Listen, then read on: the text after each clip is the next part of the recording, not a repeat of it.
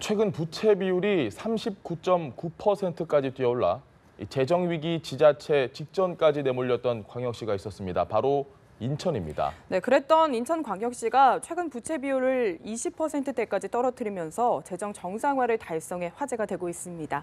유정복 인천시장 모시고 관련 이야기 나눠보겠습니다. 안녕하십니까? 네, 안녕하세요. 반갑습니다.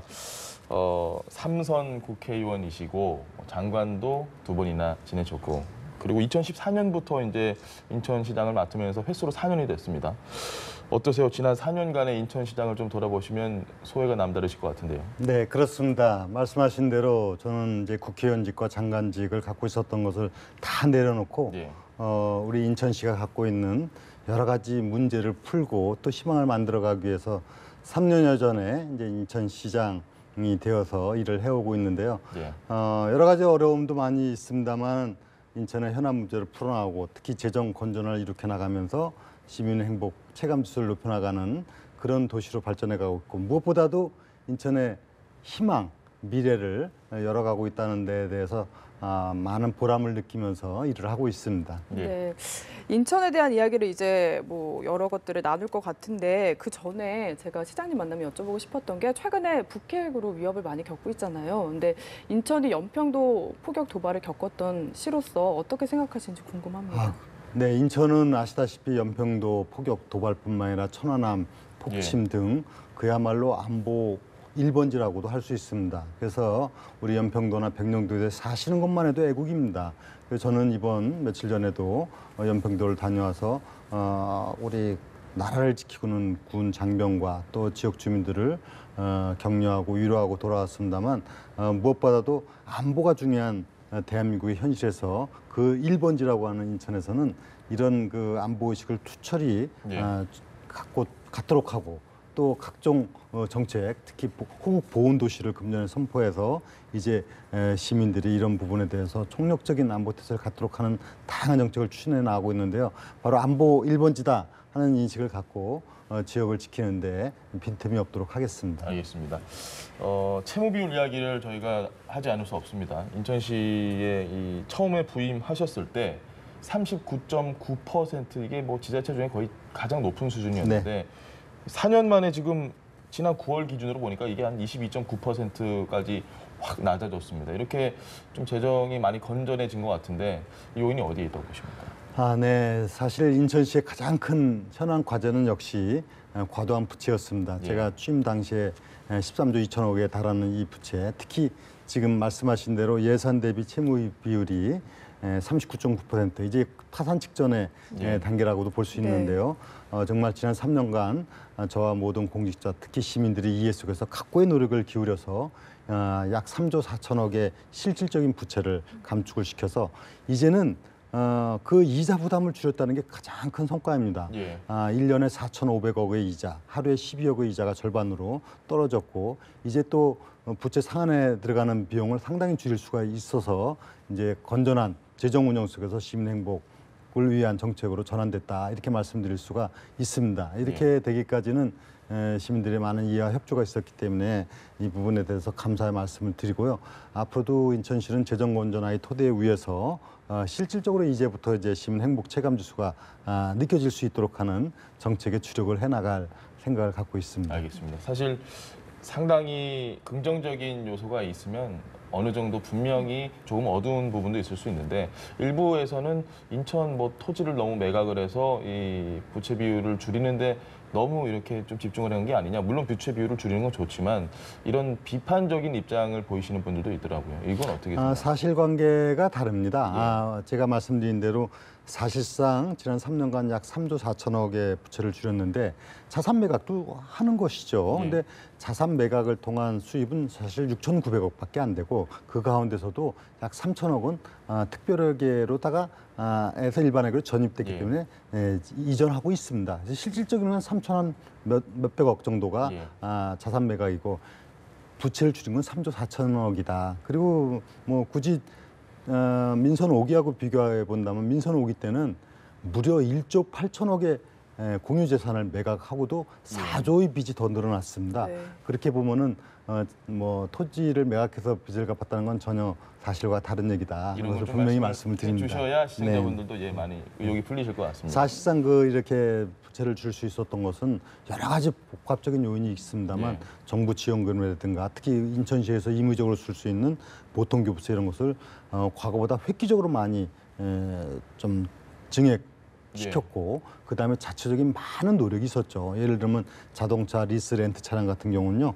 전국의 차량의 반 이상을 인천에 등록시켰고 네. 여기서 오는 세금 취득세만 예. 약 8,700억을 우리가 확보를 하는 등 다양한 정책을 통해서 부채 감축을 이룩할 수 있었습니다. 알겠습니다. 시장님 인터뷰하신 내용을 보니까 이제 재정 건전성을 확보를 했으니까 좀 시민들에게 베풀겠다 이런 이야기를 많이 하셨거든요.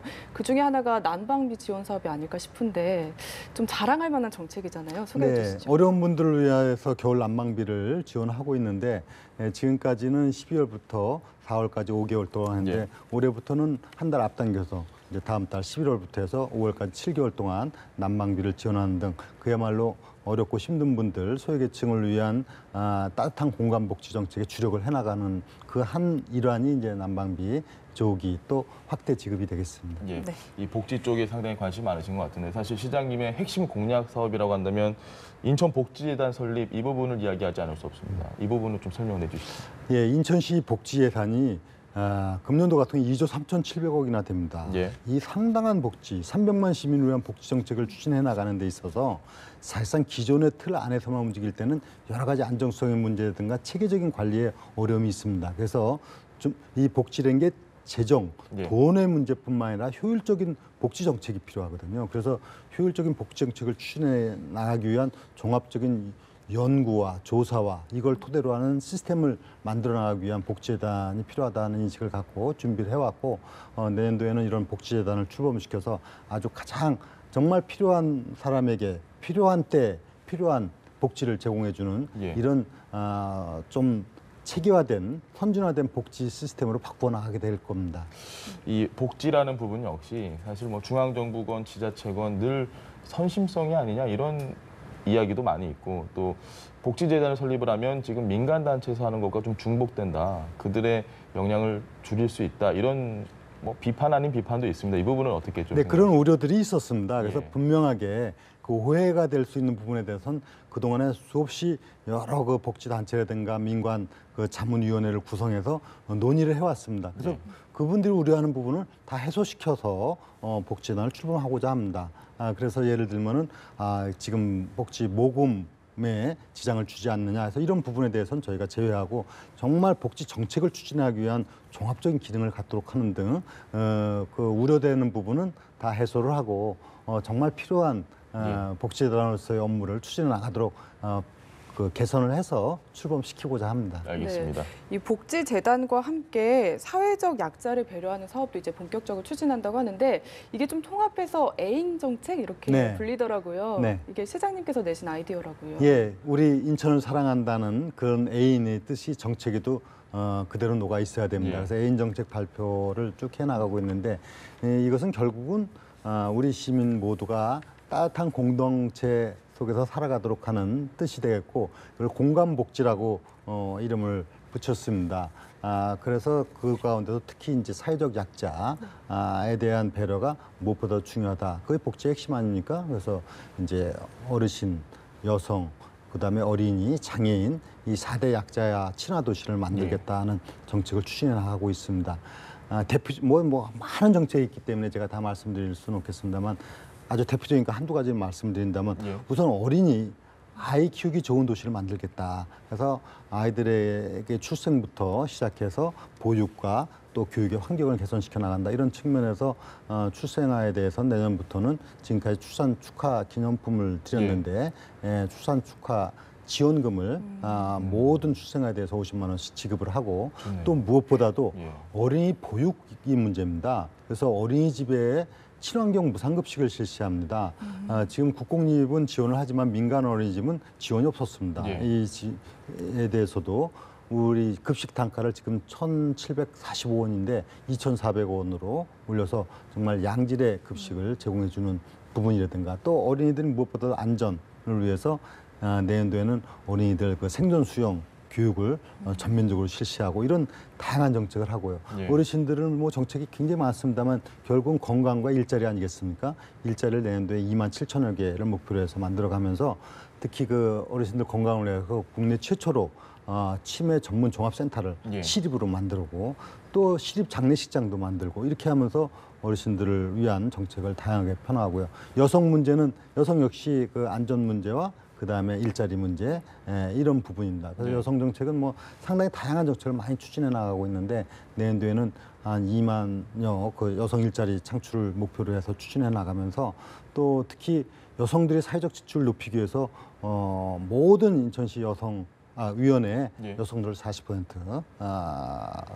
배치를 하는 의무공동. 그렇게 예. 하는 정책을 비롯해서 여성 일자리 만드는데 주력을 하면서 경력 단절 여성 문제를 해소시켜 나가고 무엇보다 장애인들이요. 예. 장애인의 문제는 정말 우리가 보듬어야 됩니다. 그래서 장애인들한테 실질적인 정책이 필요합니다.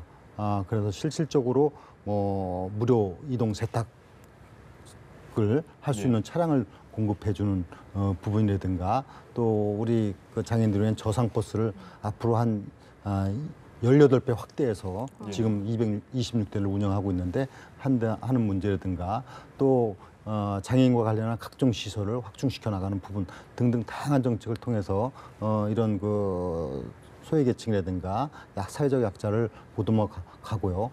특히 그 우리 국가를 위해서 이래온 그 보훈 가족들에 예. 대해서는 예우를 내년도에는 대폭적으로 각종 수당이라든가 예우를 개선시켜서 정말 따뜻하고 사회가 뭔가 정의로운 사회가 되도록 하는데 초점을 맞춰 나가게 되겠습니다. 아이의 어르신, 여성 그리고 장애인분들까지 꼭 그게 잘 이렇게 돼서 네. 예, 좋은 인천이 됐으면 하는 바람이 있는데 지금 하신 것 중에 이 교통 인프라 확충 사업, 교통망 사업 이게 정말 중점적으로 많이 추진을 하셨던 것 같습니다. 이게 꽤 성과를 지금 많이 내고 있는 것 같은데. 네, 설명 좀 그렇습니다. 인천의 도시 브랜드가 어레이즈 인천이거든요. 네. 세계적인 국제 공항이 있고 항만이 있고 그다음에 육로, 그러니까 하늘길, 바닷길, 육로가 다 있는데 사실 그 동안에 인천이 이제 우리나라에서 최초로 철도도 시작되고 고속도로도 시작됐습니다만 사실 서울 가기 위한 편의적인 측면이 많았습니다. 예. 그래서 인천 중심의 교통망이 필요하기 때문에 인천발 KTX를 추진해서 이제 앞으로 3, 4년 뒤에 2021년이면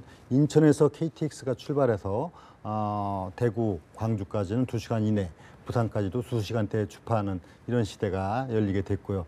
무엇보다도 최근에는 이제 인천에서 서울 가는 접근성 개선을 위해서 GTX, 예. 광역 지하 급행철도죠. 이것이 이제 정부 사업으로 추진되게끔 이제 돼 있습니다. 그래서 인천서 서울까지 20분대에 주파하는 20분. 20분대에 주파하는 이제 GTX 시대를 열고 또 그동안 경인고속도로가 50년 동안 국가의 산업 동맥으로서 역할을 해왔는데 이게 지금은 많은 지역 발전의 저해 요인도 있습니다. 그래서 이 경인고속도로를 일반화해서 시민들의 그 어떤 생활 편의를 도모하고 지역 발전에 큰 획기적인 변화의 이제 흐름을 갖는 중심지에 서게 됩니다. 그래서 모든 방음벽, 옹벽이 다 헐리고 이제 자유롭게 사통팔달할 수 있는 도시 기능이 가도록 하는 등 이 교통 정책도 다양하게 지금 추진해 나가고 있습니다. 네, 네. 알겠습니다. 네, 지금 시장님 이야기를 쭉 듣다 보니까 뭔가 성과도 많은데 앞으로 이뤄야 할 것도 많이 있는 것 같습니다. 내년에 지방선거가 있는데 마지막으로 뭔가 도전할 계획이 있으신지 궁금하거든요. 제가 아까도 말씀드렸지만은 저는 장관 국회의원 다 내려놓고 네. 제가 태어나고 자란 인천을 위해서 제 모든 것을 던져온 지난 3년여 시간이었습니다. 예. 저로서는 제가 해야 될 도리를 정말 다해서 인천에 뭔가 희망을 만들어가야 됩니다. 그런 차원에서 지금도 시정에 전념하고 있고요. 예. 뭐 선거를 준비하는 시장이 아니라 일하는 시장, 시민에게 그야말로 미래 희망을 주고 행복을 줄 수 있는 시장으로서 역할을 하기를 그런 마음을 갖고 일해왔고 현재까지는 뭐 선거를 지금 얘기할 단계는 아닌 것 같습니다. 알겠습니다. 네. 저희가 얘기는 오늘까지 여기까지만 저희가 이야기를 들어보도록 하겠습니다. 지금까지 유정복 인천시장과 함께 이야기 나눠봤습니다. 감사합니다. 네, 선생님. 잘 들었습니다. 네, 감사합니다.